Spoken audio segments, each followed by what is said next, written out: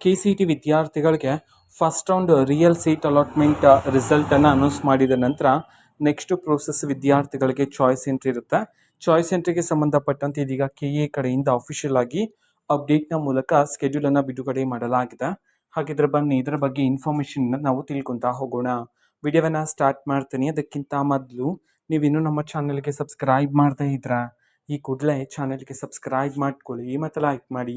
ಬನ್ನಿ ಈಗ ನಾವು ಮಾಹಿತಿಯನ್ನು ತಿಳ್ಕೊತಾ ಹೋಗೋಣ.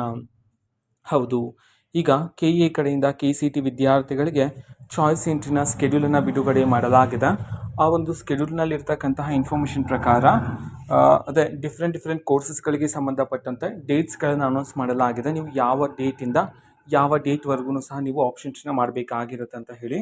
ಅದರಲ್ಲಿ ಮೊದಲಿಗೆ ಇಂಜಿನಿಯರಿಂಗ್ ವಿದ್ಯಾರ್ಥಿಗಳಿಗೆ ಇವತ್ತಿನಿಂದ 16ನೇ ತಾರೀಕಿನಿಂದ 20ನೇ ತಾರೀಕಿನವರೆಗೂ ಅವಕಾಶವನ್ನು ನೀಡಲಾಗಿದೆ. ನಂತರ ಅಗ್ರಿಕಲ್ಚರ್ ವಿದ್ಯಾರ್ಥಿಗಳಿಗೆ ಮತ್ತು ವೆಟರ್ನರಿ ವಿದ್ಯಾರ್ಥಿಗಳಿಗೆ ಜುಲೈ 17ನೇ ತಾರೀಕಿನಿಂದ ಜುಲೈ 20ನೇ ತಾರೀಕುವರೆಗೂ ಅವಕಾಶ ಇದೆ. ಯೋಗ ಮತ್ತು ನ್ಯಾಚುರೋಪತಿ BPT ಕೋರ್ಸಸ್ಗೆ ಸಂಬಂಧಪಟ್ಟಂತೆ ಜುಲೈ 18ನೇ ತಾರೀಕಿನಿಂದ ಜುಲೈ 21ನೇ ತಾರೀಕುವರೆಗೂ ಅವಕಾಶ ಇದೆ. BSc ನರ್ಸಿಂಗ್ ವಿದ್ಯಾರ್ಥಿಗಳಿಗೆ ಜುಲೈ 19ನೇ ತಾರೀಕಿನಿಂದ ಜುಲೈ 22ನೇ ತಾರೀಕಿನವರೆಗೂ ಸಹ ನಿಮಗೆ ಅವಕಾಶ ಆದರೆ ಇರತಕ್ಕಂಥದ್ದು ನೀವು ಚಾಯ್ಸ್ ಎಂಟ್ರಿ ಮಾಡೋದಕ್ಕೆ.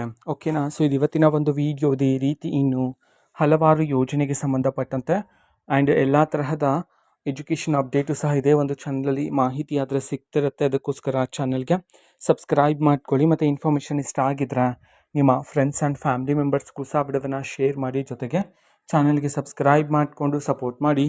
So thank you, bye.